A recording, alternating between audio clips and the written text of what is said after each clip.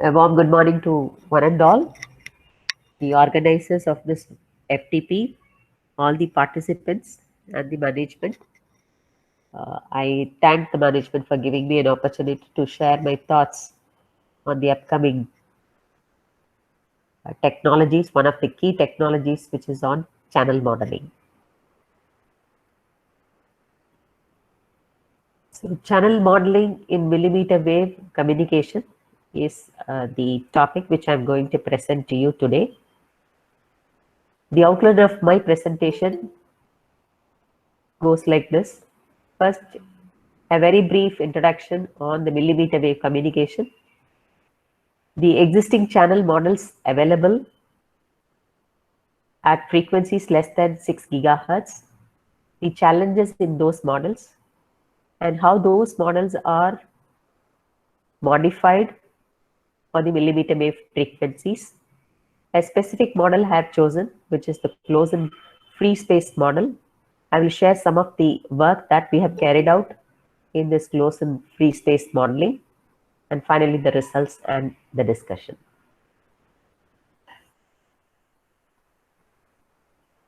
So every day we hear many new emerging technologies such as 5G, drones, artificial intelligence, machine learning, edge computing, 3D printing, and so on. This slide is showing a graph of the latest technologies, their evolution, their existence, and their obsolescence. So as you can see, 5G sits here on the top of the curve. There are many, you can see few colors. Some of them are colorless. Some of the dots are yellow. Some of the dots are blue. Some of the dots are gray. So the gray dot shows the technology is going to be active within 2 to 5 years. The yellow dot shows for 5 to 10 years. The colorless for more than 10 years, and the dark color shows obsolete before the plateau, before it gets saturated. So this Gartner hype cycle for emerging technologies, then and there we get the updates on what will be the life of the latest technologies. And from this graph, it is perceived that the 5G technologies may be obsolete in few years. So it is true that the mobile communication technologies changes every decade very fastly in an exponential way. And even when 5G is on the pipeline for implementation in India, people have started talking about 6G. The key players such as Samsung, Keysight Technologies, everybody has started about 6G and future generation technologies. So when we say 5G in a broader sense, it comes within a set of millimeter wave band of frequencies, which is 30 to 300 gigahertz. As the frequencies are very high, the wavelength is in the range of 1 to 10 millimeter, very small wavelength. So the question is, should we use millimeter wave frequencies for everyday consumer applications? Probably we should think of that. Some of you would say yes, some of you would say no. And we feel that the spectrum shortage is a major challenging problem in everyday applications based on the internet connectivity. So this slide shows you the distribution of millimeter wave frequency bands. When we say 5G, generally the standard norms divides the frequency bands into two regions. One is sub 6 gigahertz and frequencies above 6 gigahertz. And almost all our mobile, cellular, Wi-Fi applications, whatever you take, they fall in the band of less than 6 gigahertz. Fortunately or unfortunately, we have started thinking about the frequencies higher than 6 gigahertz. So the ITU, the International Telecommunication Union, has divided as a proposal dividing the 6 gigahertz band and above into various sub-frequency bands. As you can see, one is in the order of 24.25 to 27.5 gigahertz. The other is between 30 plus gigahertz. Then we have one band on 40 plus gigahertz, and the other band is on 66 to 76 gigahertz, and the last band is on 81 to 86 gigahertz. So the question is whether all these bands are utilized, for what application, what are the challenges, etc., etc. So when we take applications, what could be the possible applications of millimeter wave applications? So the first is the fourth generation. We earlier knew that third generation got replaced with 4G, and India is still having the 4G connectivity, and people have started trials and testing in 5G, broadband cellular communication. So the predominant application of millimeter wave communication, that is above 6 gigahertz, will be in 5G. In India, the scope for higher millimeter wave frequencies for broadband cellular communication is still under trial, and people have started talking about 5G only in the band of 3300 to 3600 megahertz and not beyond that due to various reasons. The other prominent applications of millimeter wave is for the wireless backhaul connections. Then device to device. Every day we see internet of things being used in almost all applications, right from industry, military, hospital, healthcare, agriculture, etc. So the number of devices, the sensors which are used in all this internet in IoT-based applications is exponentially growing. So the communication between these devices, between these sensors, have to be thought about. The latency is the major issue. We need to have all applications implemented in a very low latency. So the only solution for this is the millimeter wave frequency band.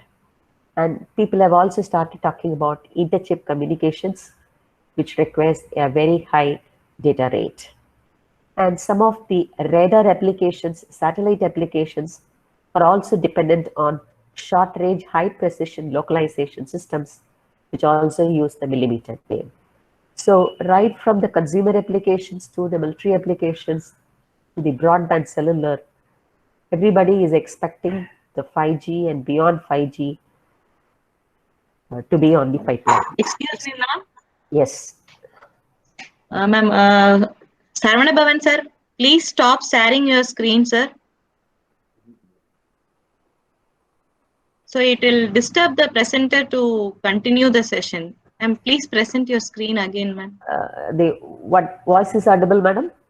Ma'am, because one of the participant has started sharing his screen, so your screen is not visible, ma'am. Okay, 1 second. Let me check Yes, it again.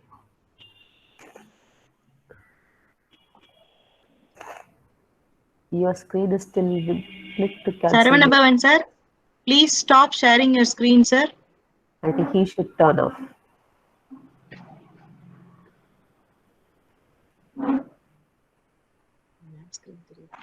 Everybody, ma'am, screen is visible? Yes, ma'am. Yes, ma'am. Yeah, now it is regained, ma'am. Thank you. From what slide should I start? From the last slide. That is from sixth slide, ma'am. Okay. Yeah.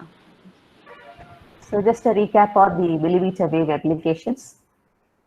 So broadly, the millimeter wave frequencies are used in variety of applications, such as the broadband cellular communication, the millimeter wave for wireless backhaul connections, which play a major role, which is the backbone network, and Internet of Things, again, is exponentially growing. Every day, we find IoT-based applications in different domains such as healthcare, industries, automation, agriculture, autonomous vehicles, etc. So we need to think of very fast, high data rate communications between these sensors. So the device-to-device communications use the millimeter wave. The other important application is the inter-chip communications. Rather than using wires, people are talking about wireless inter-chip communications using millimeter wave band of frequencies. The last one is the short-range, high-precision localization systems. The very important 5G applications in radar communication is using the millimeter wave for finding out the location of the targets with very high precision. So these are some of the applications of 5G. So this slide shows a 5G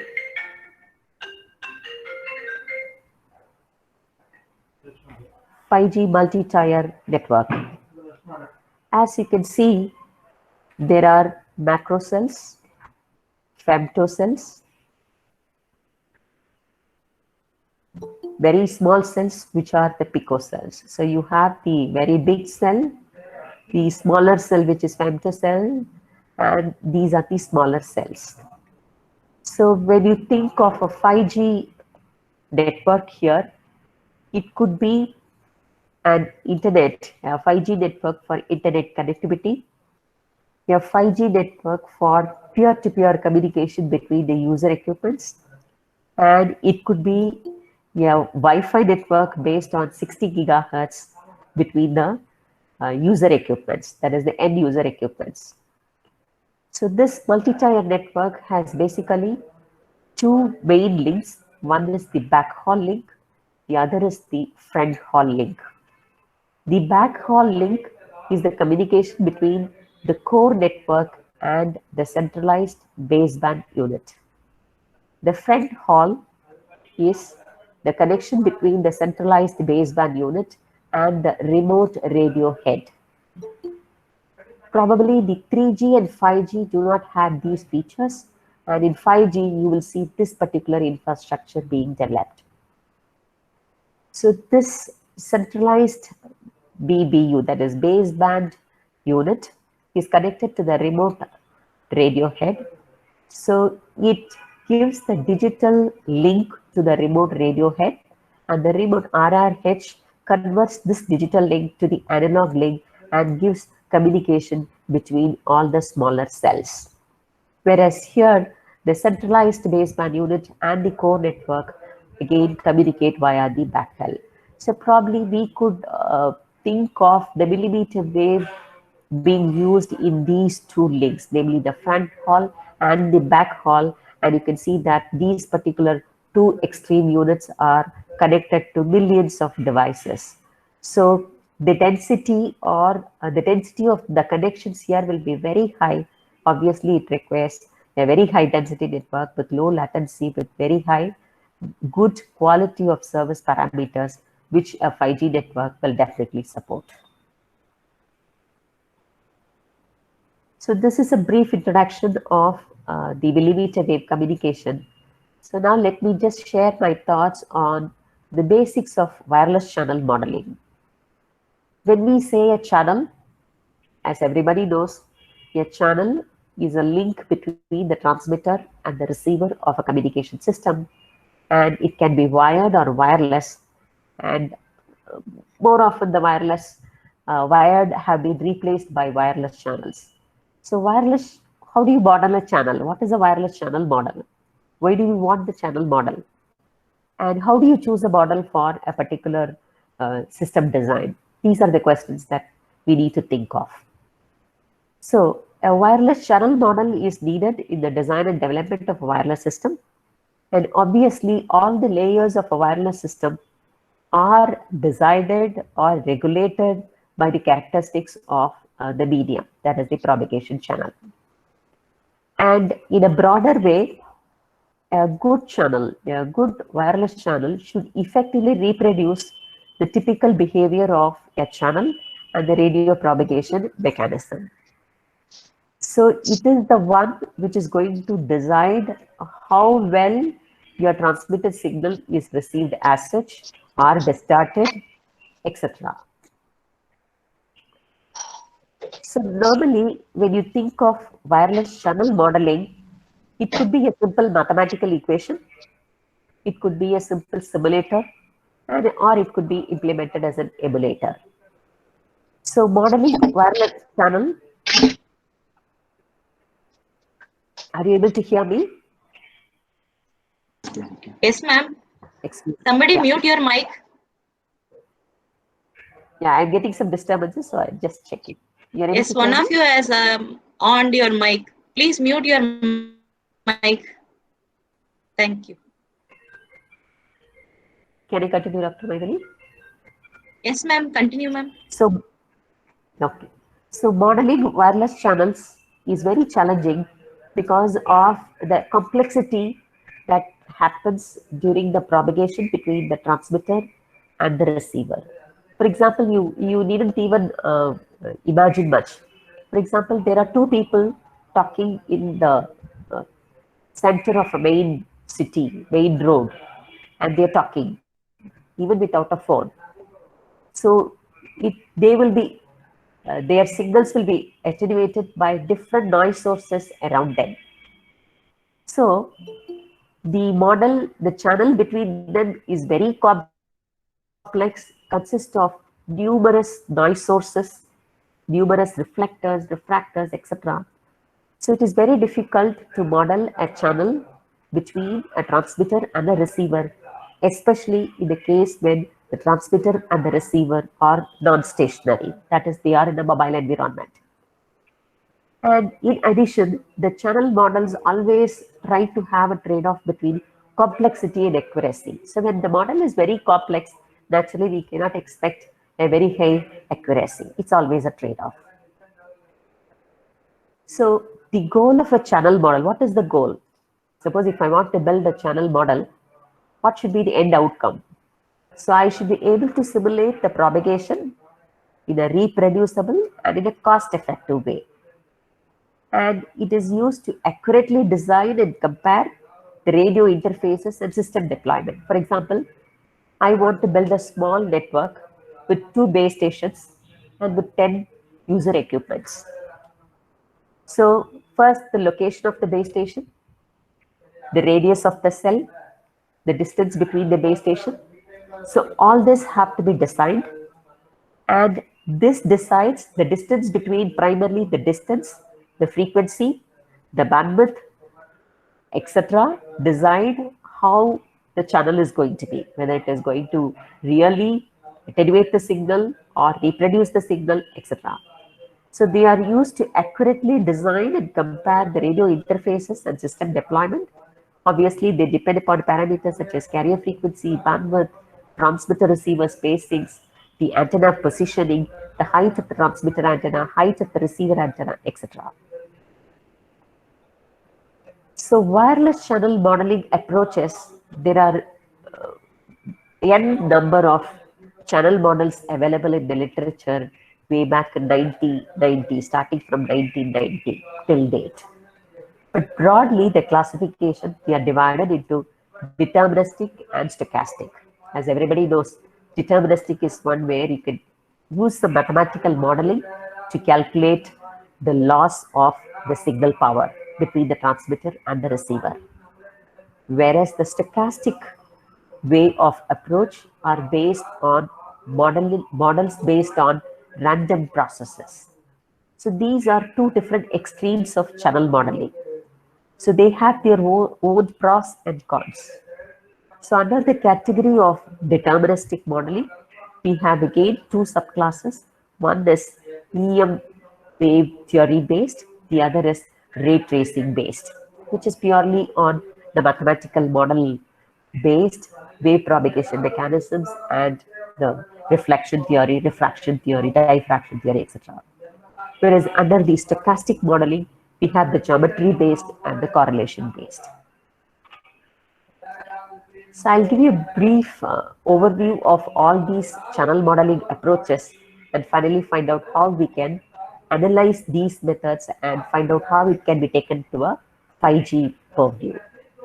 So the first deterministic, that is the ray tracing field theory or electromagnetic wave theory using Maxwell's equation. So here, the channel modeling is based on mathematical equations, number one. The second thing is it is highly dependent on large amount of measurement trials. So the model is validated using the data collected from different trials and measurements. So the data handling here is very complex. And the deterministic approaches such as ray tracing are suited for cases such as the base station placement or coverage analysis for a specific environment.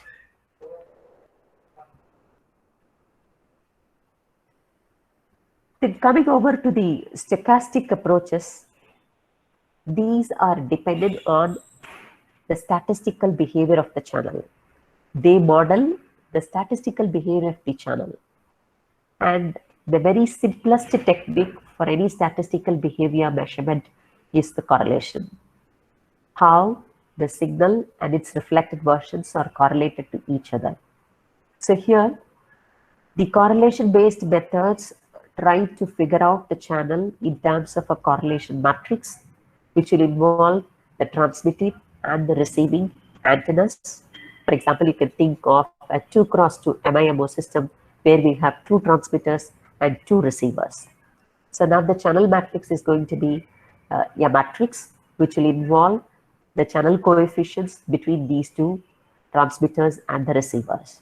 So here again, as the MIMO specifications of the communication system increases, the correlation matrix requires a larger number of model parameters, and it is very complex. For example, you take a very simple case of using this matrix for the channel estimation. There are chances that the channel matrix values may go to infinity due to some reason or due to zero. So these are unpredictable. So though the stochastic approaches help us to model the statistical behavior of a channel, especially in the mobile environment, there are challenges of complexities in the calculation of the correlation matrices and other related parameters. An extension is geometry-based stochastic channel models. Here, there are many scatterers. Actually, the setup involves many scatterers to be placed in different geometrical position, and the signals from all these scatterers are received, and the channel is determined by summing up all the contributions from all these scatterers. So this helps us also to include the statistical distributions based on the antennas at the transmitter, antennas at the receiver, and to some extent this can be easily validated by a theoretical model. So this diagram shows the difference between a radio channel and a propagation channel. Normally these two words are used very often to be the same. But the literature says that there are two distinct differences. One is the radio channel. The radio channel includes the transmitter antenna, the receiving antenna, and the medium in between. Whereas the propagation channel describes the effect of the channel without influence of any of the antennas, namely the isotropic, transmitting, and the receiving antennas. So, but these two are often used to be the same, but all our channel models in the literature somehow tries to distinguish between these two, whether it's a radio channel or a propagation channel.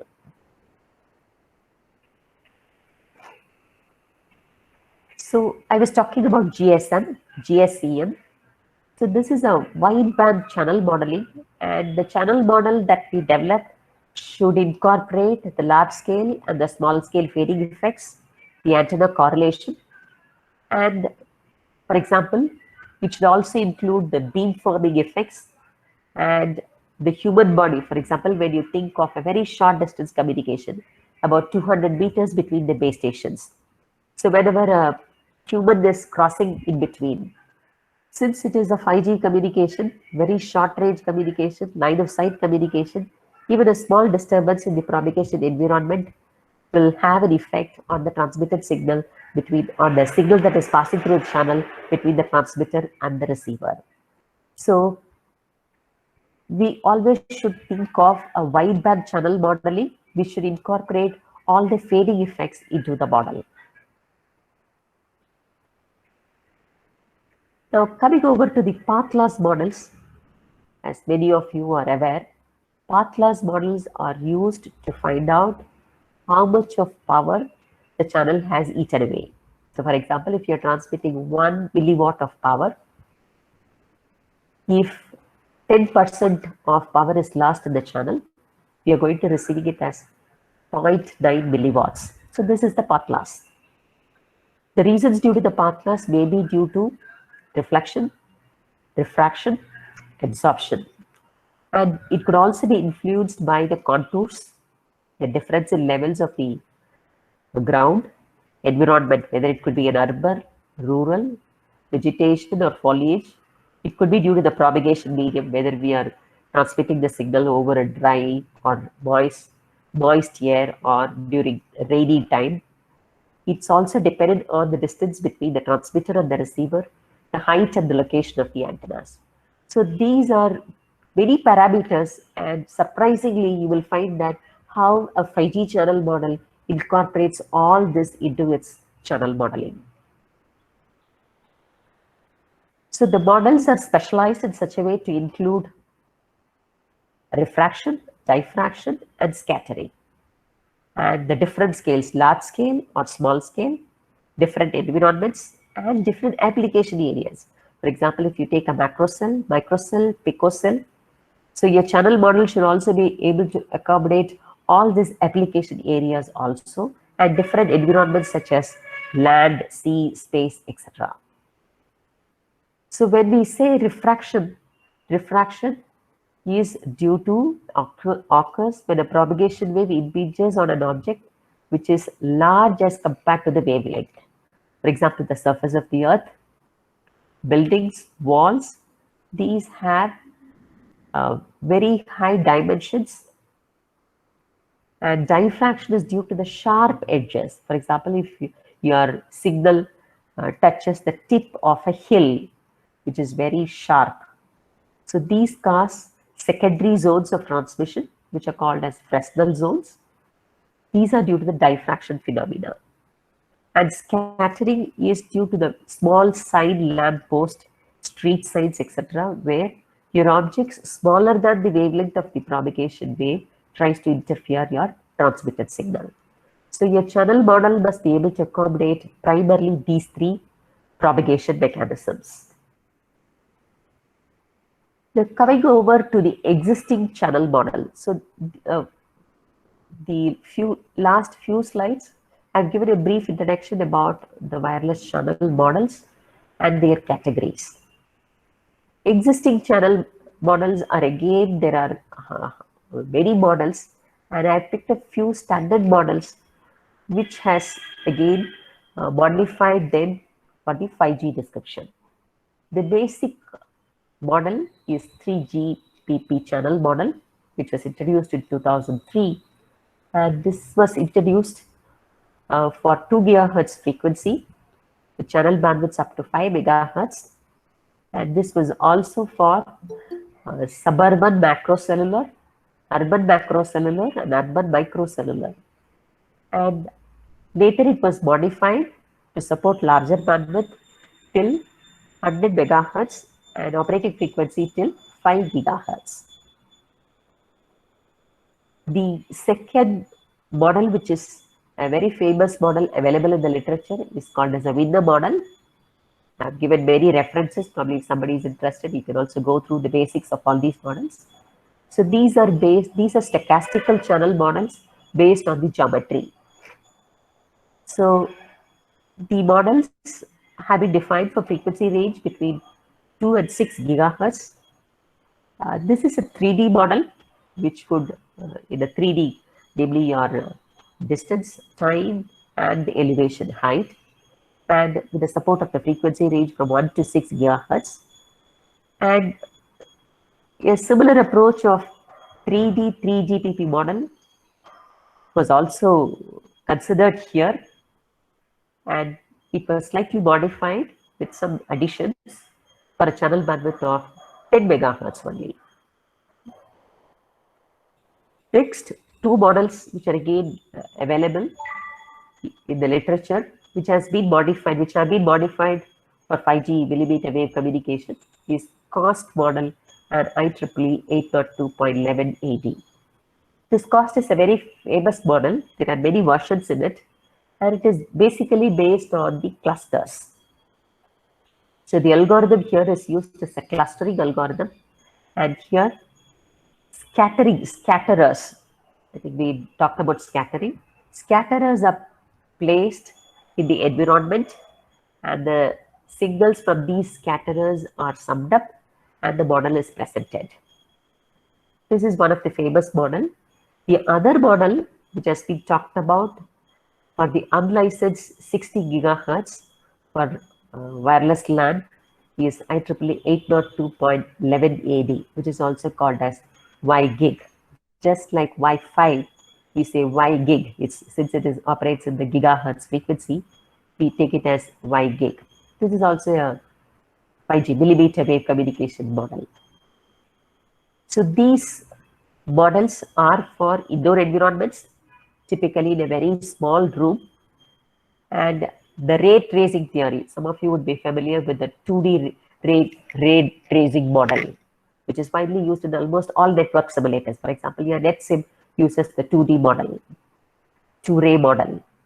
So these are for indoor environments and based on measurements as well as ray tracing simulations. So I've just discussed only 4 models. There are many models available in the literature survey, and these are frequencies primarily below 6 gigahertz. That is, they have been formulated to work in sub 6 gigahertz region with a very small bandwidth. So what are why these models cannot be used for millimeter wave communication?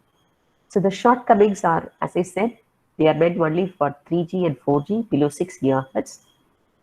And those are for with fixed base station and moving mobile station.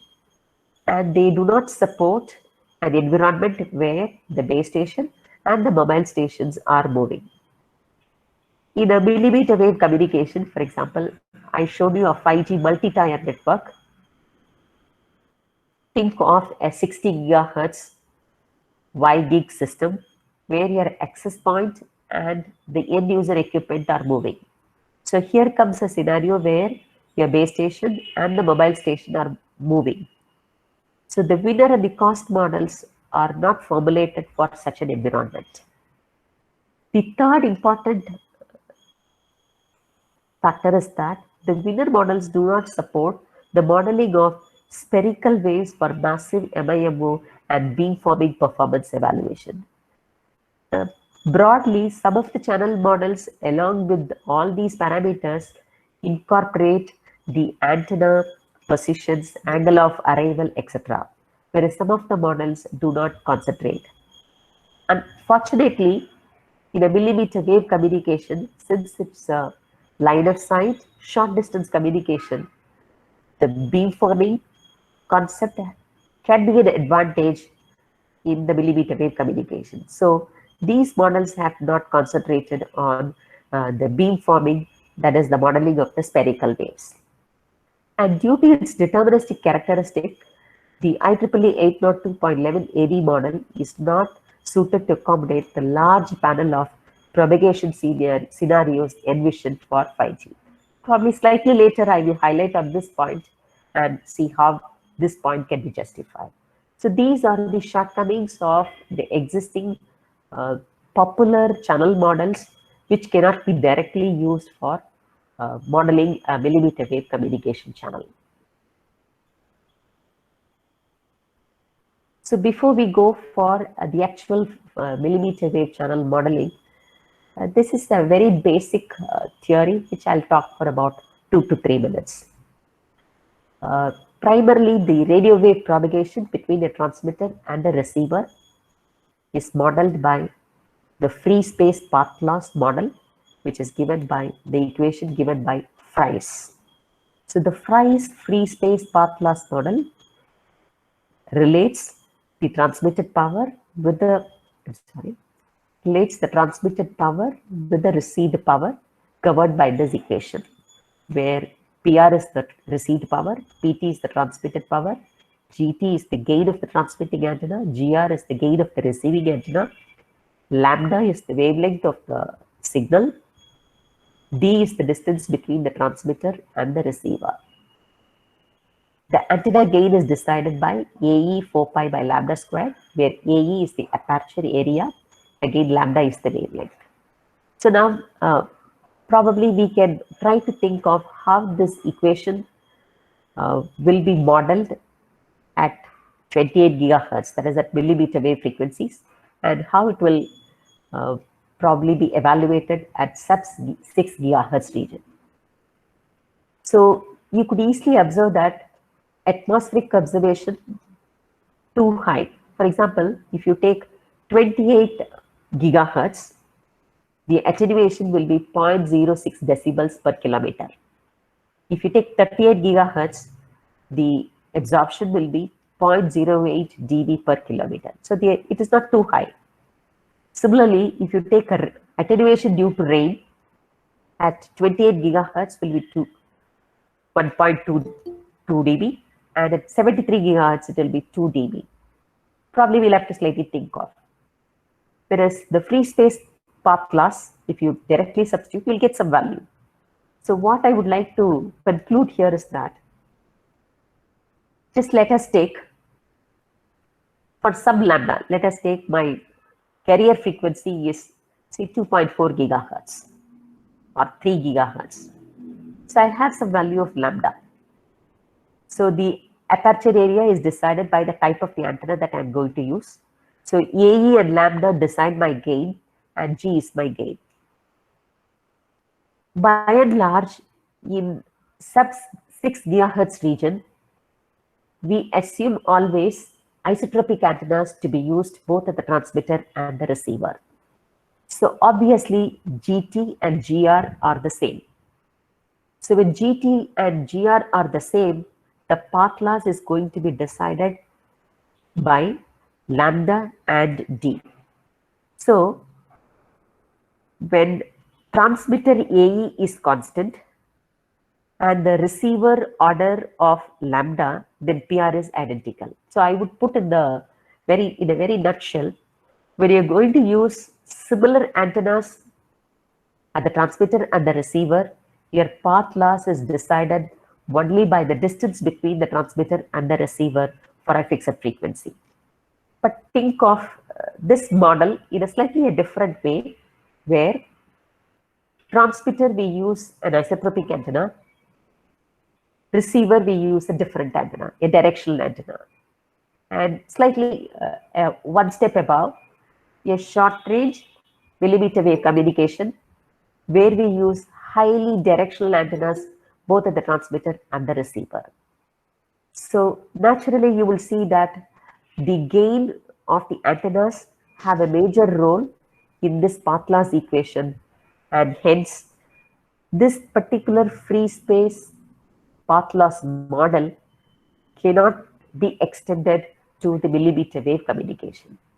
So all the channel models at the millimeter wave communication are based on the basic Fries free space path loss plus certain other factors which are decided by the atmospheric absorption, rain attenuation, and shadowing, etc.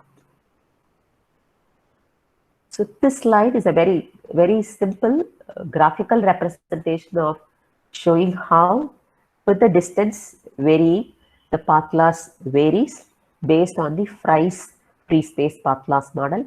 And as you can see, the path loss increases with frequency.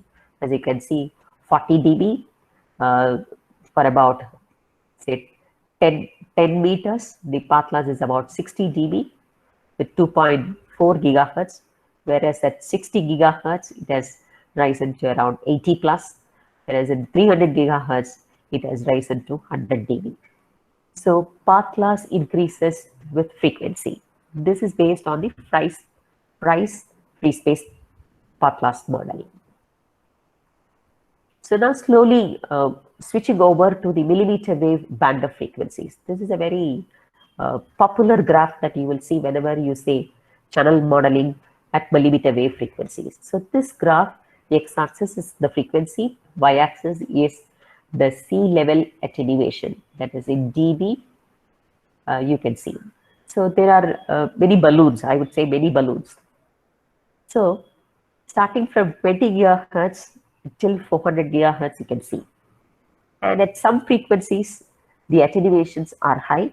In some frequencies, the attenuation has come down. In some frequencies, you see the attenuation is flat. So let us start backwards, some 400 gigahertz. So you would see that in 400 gigahertz, somewhere between 380, the attenuation is very high. Again, in 320 plus, it's very high. Whereas between 220 to 320, nearly about 100 gigahertz bandwidth, the attenuation is flat. I'm sorry. The attenuation is flat. Right? So this is one point that we'll have to think of. And this has a scope of terahertz by millimeter wave communication. People are even talking about terahertz.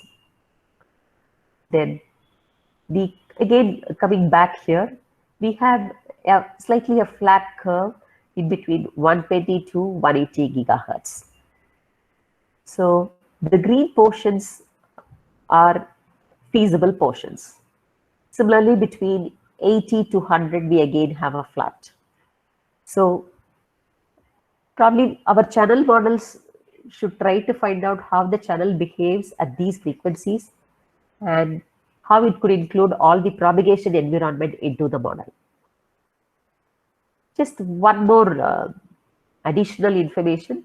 This is based on the Newark University simulator, NYU Sim, where they have used a channel model for exhibiting the characteristics of attenuation due to dry, air, vapor, haze, rain at millimeter frequencies with barometric pressure, which is given, the values are given here, as you can see, at a temperature of 20 degrees and a rain rate of 5 millimeter per hour. So here you can see the first is due to the dry air. This is second graph is due to the vapor, third graph is due to the haze, and fourth is due to the rain. So each of them exhibit a different characteristics. For example, if you see dry air, the attenuation is high at 60 gigahertz, whereas the vapor is slowly increasing, unlike the dry air. Similarly, haze is also similar to vapor, and rain is also slightly similar to vapor and haze. So these are, you can see different attenuation variation at different frequencies. So your model should also try to find out how these millimeter wave effects can be incorporated into the model. So I've shown 4 graphs in the previous slide. All the 4 graphs have been collectively represented as one graph, and this is what you see. This is the collective attenuation effects of dry air, vapor, haze, and rain at millimeter frequencies with a barometric pressure of 1013.25 mbar, a relative humidity of 80%, and a temperature of 20 degrees, and at a rain rate of 5 millimeter per hour. So as you can see again, at 60 gigahertz, the collective attenuation is very high, whereas between 10 to 50 gigahertz it's very low, slowly increasing, and after 70 gigahertz, it's again very still. So except for the 50 to 70 gigahertz, probably in other regions of the bands, you can see that the attenuation is almost constant. So we can think of some deterministic way of modeling these attenuations into the channel model. All the millimeter wave communication model classifies the environment, the propagation environment into different categories. This is one sample. Probably this could be used for peer-to-peer ad hoc networks. It can be used for backhaul links, cellular systems. Normally, we have a cellular environment being categorized as urban cellular, campus cellular, in-building cellular. Similarly, you have rural macrocell, rural microcell, urban macrocell, and urban microcell. The primary reason for classifying these environments is, as I told you earlier, the propagation environment will be highly different, and this difference in propagation environment will lead to an enormous difference in their path loss models or values. So the large scale path loss models are many in literature. The very famous models are closed free space reference distance model, which is abbreviated as CI model. The other model which is available is alpha, beta, gamma model. And the third one is CI model, the same closed free space reference distance model with the frequency weighted path loss exponent. The CI model is very famous model. It's very simple model, and it's being used when analyzing interference limited systems at larger distances, and also when we want to measure the signal strength in very short distances.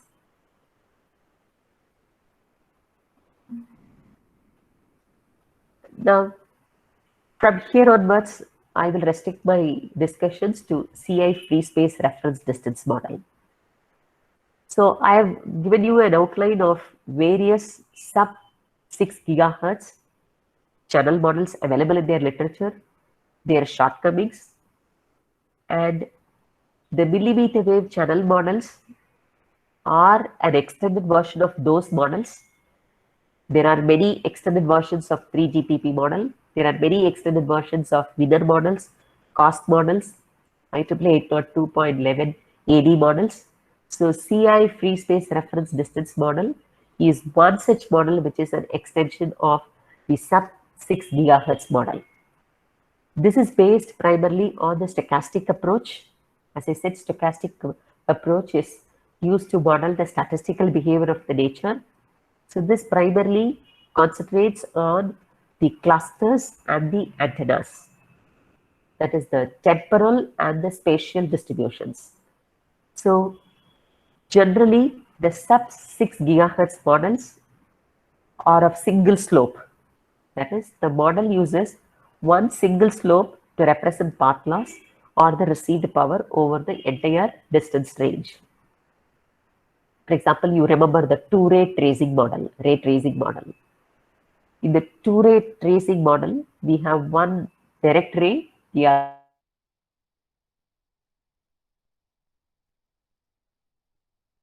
other curves are easy to model and have simple mathematical expressions. The root mean square, excuse me.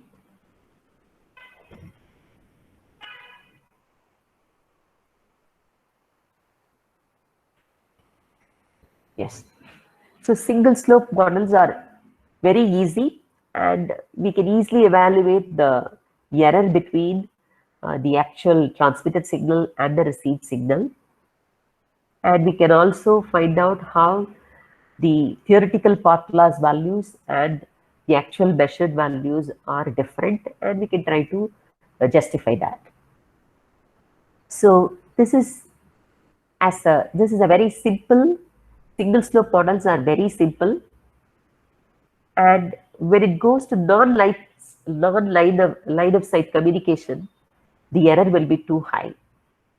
So in that case, the single slope models will be probably will not give you a good results. So the CI closed free space reference distance model, which is a millimeter wave communication channel model, is a dual slope path loss model. which applies different slopes for different regions of TR separation, transmitter-receiver separation distance, mainly to reduce the RMS error, that is the root mean square error. So these models uses double regression approaches. It has two different breakpoints, one breakpoint at the Fresnel zone distance and the other using a breakpoint determined by the minimum mean square error fitting. Probably when you see the equation, this will be very clear. So this slide, I've given you the mathematical model of the closed free space reference distance model. So the free space path loss, we have the free space path loss component. So which is given by 20 log 4 pi f into 10 power 9 by c base 10. So c is the velocity here. F is the frequency of the signal that's being transmitted. So this is the first component in this CI model, the free space path loss. The second component is the attenuation term. The attenuation may be due to the dry air, vapor, haze, rain, barometric pressure, temperature, etc. So the attenuation is given by alpha dB per meter into the distance dB per meter. So the overall expression here for the path loss due to the CI free space reference distance model is given here. It consists of 4 terms. First term is the free space path loss, which was defined by the equation given in the previous slide. The second is again the loss which varies with distance. It's a very simplified path loss model term. Third term, AT stands for the attenuation, and the fourth term is a zero mean Gaussian random variable with standard deviation sigma in dB, which denotes the shadowing component. So a millimeter wave communication channel model incorporates here the basic path loss for a fixed environment. For a mobile environment, it has the simplified path loss model, that is the fading component, then the attenuation component, and fourth one is the fading component. Now you may have a question, the antenna, the spatial distributions are not brought here. Probably we'll find out how it will also be included later. So now I just want to introduce to all of you the millimeter wave channel simulator, which is named as NYU Sim. It is a channel simulator based on MATLAB platform, which is an open source. Anybody can download this NYU Sim and check for all your channel models. You can study about the channel models. The manual is available. You can also easily simulate and check and understand the models available. This NYU Sim is based on the CI free space reference distance model. This is developed by Rappaport and his team, the famous author of the wireless communication series of books. Here, it incorporates all, both temporal as well as spatial distributions of the channel. So omnidirectional, directional path loss values are also generated. Path loss exponent, that is PLE, path loss exponent is included. Sigma is the shadow fading standard deviation. And here the azimuth and the angle of arrival, angle of departure, all related to antenna azimuth elevation are also incorporated here. So let us take a very simple example of the CA model, how the way approach, how we understood this model and finally ended with simulation. So I've reproduced the same equation here. I think you don't need explanation here. Let me go to the next slide. So with the same equation, we have taken some calculations. We have assumed the frequency to be 28 gigahertz. So we calculated the free space path loss to be 61.34 decibels. Then the second term is due to a simplified path loss model with a mobile environment where the distance d varies. D0 is a reference distance, which we have taken as 1 because the NYU Sim model always takes reference distance D0 as 1. So we have assumed D to be 50.8 meter. Please remember, it's a 50-meter distance is a very short distance communication. So it is F is 28 gigahertz, D is 50.8 meters, reference distance is 1 meter, and the attenuation of alpha, we have chosen it from the graph. I showed you a graph of attenuation, frequency versus attenuation. So we have arbitrarily chosen the attenuation to be 0.001 dB per meter, and n is the path loss exponent, which is not, which is 2.2, slightly above the stationary, slightly representing a moving environment. So you can calculate the attenuation to be 0.0508 decibels. And here the shadowing component, the last component, is assumed to be 0 decibels. Again, there are discussions on this shadow fading when the path, the model, the in-depth analysis, the model as the closed free space distance model has given for a different environment. As I said, urban micro, urban macro, rural micro, for varying path loss exponent, what could be the shadowing distributions? For example, if you say a rural micro, right? Assume you are having a valley between two hills. So the two hills will cause shadowing. So this rural micro will have a different value of X compared to an urban micro. So in this case, we have assumed to be 0 decibels, and summing up all the three values with the last value being assumed to be 0 dB, we have 98.91 decibels. This is a theoretical calculation. So now let us just hold on with the theoretical calculation. This is the front view of the New York University simulator for the channel modeling, which is based on the closed free space path loss model. So as you can see, there are many pull down parameters which you can set. For example, the first one is the distance range. There are minimum and maximum limits being followed. And if interested, you may go through the manual for those settings. So you can vary the distance between the transmitter and the receiver. You can vary the frequency between 0.5 to 100 gigahertz. Bandwidth can also be set.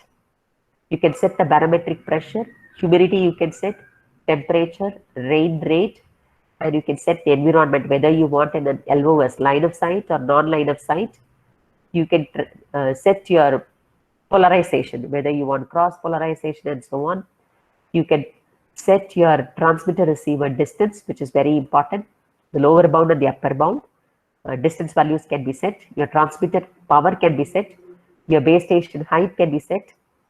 You can also set your distance with foliage. If you want to include any foliage loss, you can set that.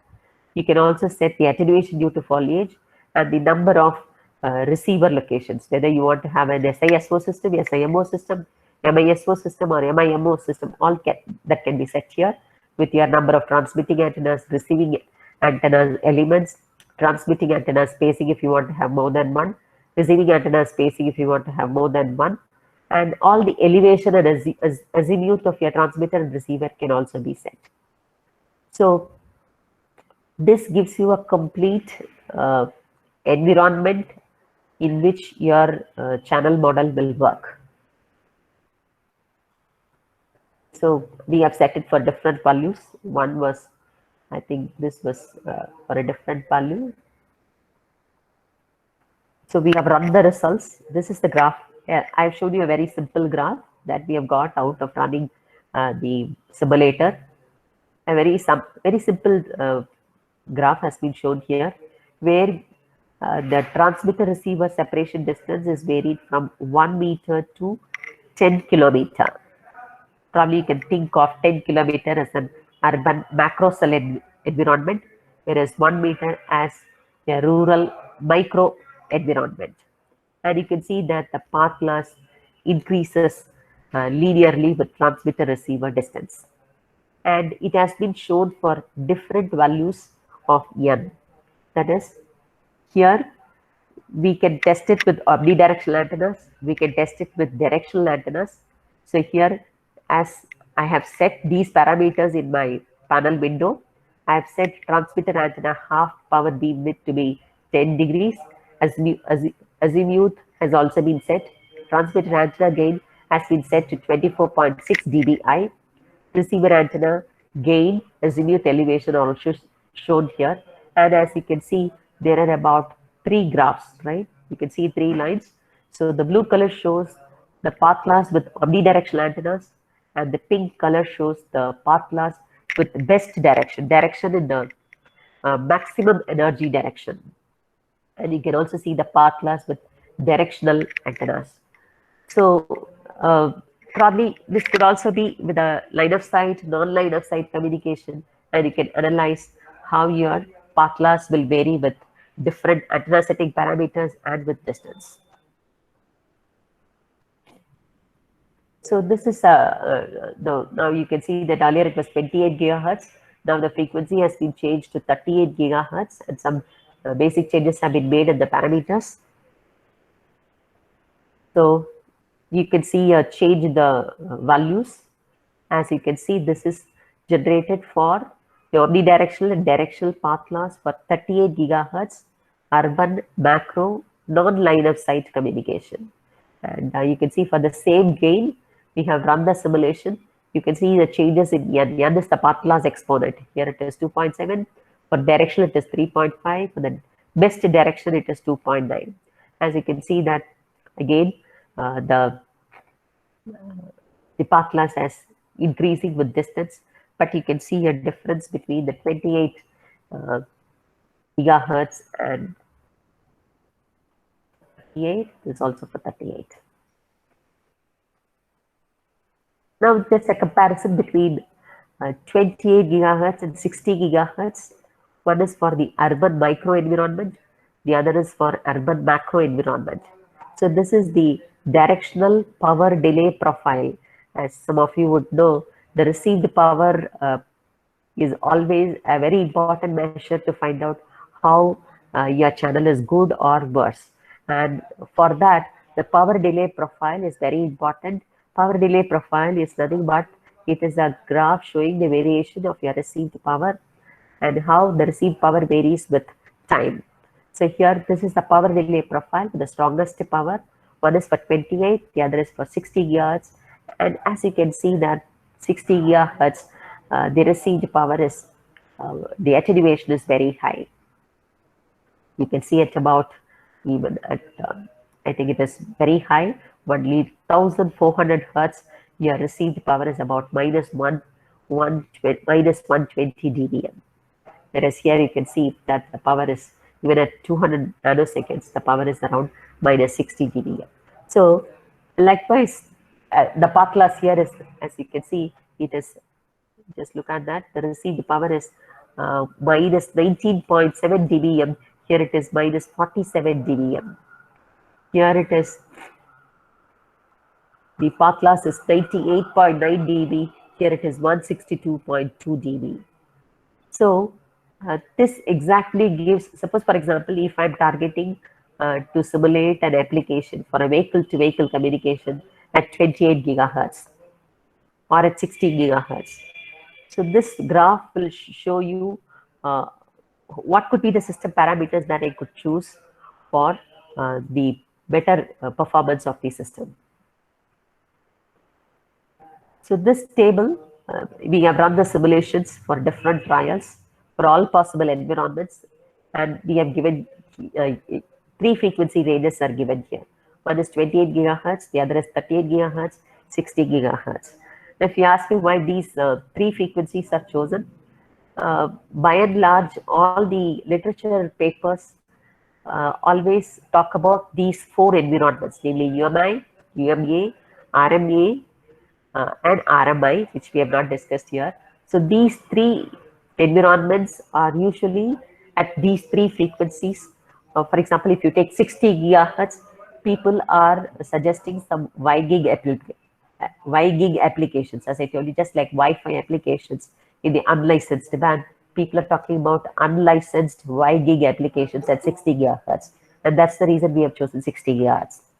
And this 28 and 38 gigahertz are very prone to vehicular. For example, 25 to 30 gigahertz is always the vehicular communication band, though other bands are also used for vehicular communication trials. This 28 gigahertz is a very popular band for vehicular communication. So with these in mind, we have taken the same frequency bands which are given in the literature, and we have tried to run the simulation and plotted all these values of the path loss, the received power, and the path loss for different distances and for different environmental conditions.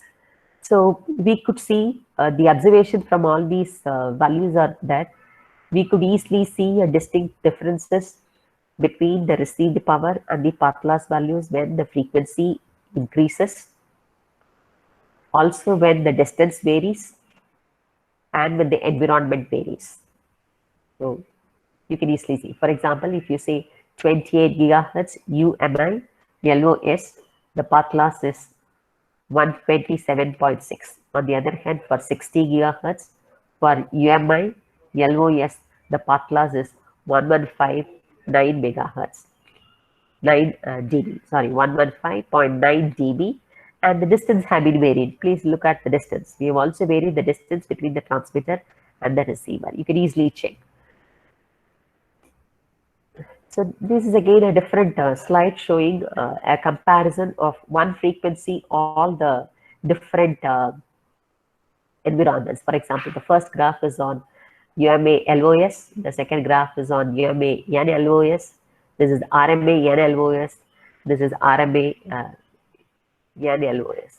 I think I've reproduced the same graph, yes.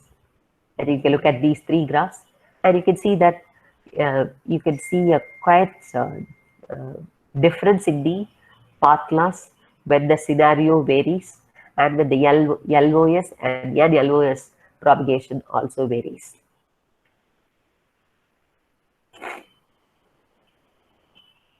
This is a slightly different graph where we have run the trials keeping the distance same. As you can see that we have again run the trial for 68, 38, 60 and 73 gigahertz, all for all the three environments for LOS, NLOS, and we have kept the distance to be the same. So you can see that now the path loss exponent varies somewhere between 2 to a maximum value of 3.5 if I'm right, because beyond that the loss will be too high. So as you can see that when the path loss exponent, when the distance varies, you can see a variation in the simulated values. And as I've told you, we have used a theoretical equation. We have used a theoretical model, calculated all these values theoretically, and we have run the simulator, set the same environment for different trials, and we have taken the average. So you can see more or less the theory and the simulated values match. You can see that the last but one column is the theoretical value, which we have calculated using the closed free space path loss distance model equation, wherein we have set our sigma, that is the shadowing component, we have set our path loss exponent, we have set our distance, we have set our transmitted power, etc. Here again, the same, these parameters were set in the NYU simulator front end. We have run the simulator and we have calculated the path, we have simulated the path loss at these other values. So you can see that they easily match. Now the challenge here, what was the challenge if you ask us? The challenge here was the challenge of incorporating the attenuation, that is the parameter AT, which I was talking about, the mathematical model was really challenging. So I think with this, I have given you a broader overview of the closed free space distance model, which is primarily used by many researchers for modeling millimeter wave communication. This model can be even extended till about 100 gigahertz and so on. And this is a model which is developed by Rappaport and his co-researchers. There are more than about 100 papers based on this model. Probably some of you, if you are interested, you can go through that, and it gives you a very simple way of simulation, because whenever we simulate certain things, certain mathematical models, we really understand what is happening actually.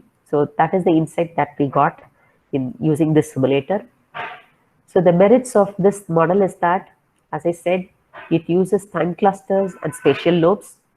So time clusters are multi-part components traveling close in time in spark class model.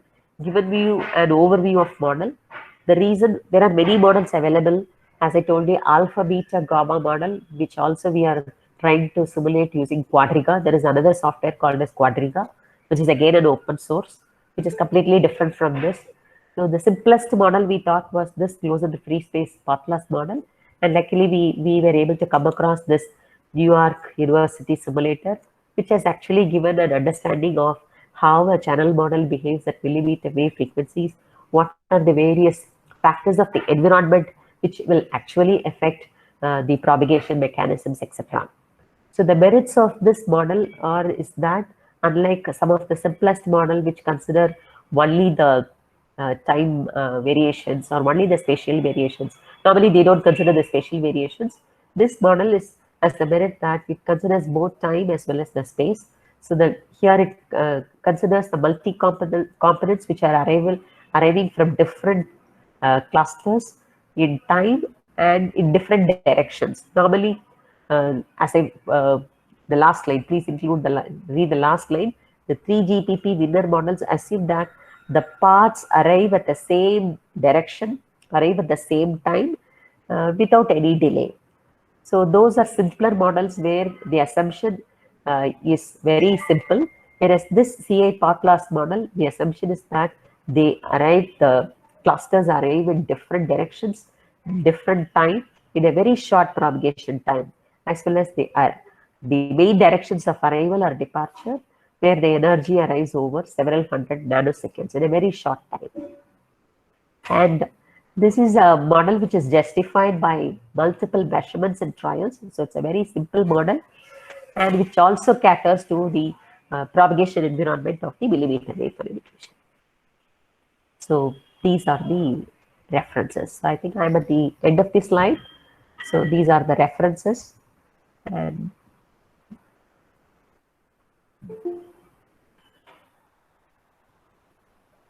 so I would also like to inform you that recently we, in the Department of ECE and CIT, we have started a Center of Excellence in 5G, which is worth about, we have got equipment worth about 1.5 crores. We have recently purchased under the TechCube. So I would like to thank our management for spending so much of, investing so much money in that. We have a 5G team in our department. We have started working on the antenna design, the physical layer channel modeling, and in the network modeling also. So we have signed an MOU with Rode and Squash. Recently, we have signed an MOU. So under the MOU, we are trying to add a few more to our 5G Innovation Center. We are also trying to set up a test bed, 5G test bed. We applied for a FIST proposal for about 3 crores. Recently, we submitted a proposal. And in addition to that, one of our proud alumnus is a vice president in Keysight Technologies. So with the help of his support, we are also getting support from Keysight Technologies in slowly taking our lab to our next level. So these are some of the small initiatives that we have started towards 5G. So this is for all of your information. Thank you. Thank you for your patient hearing.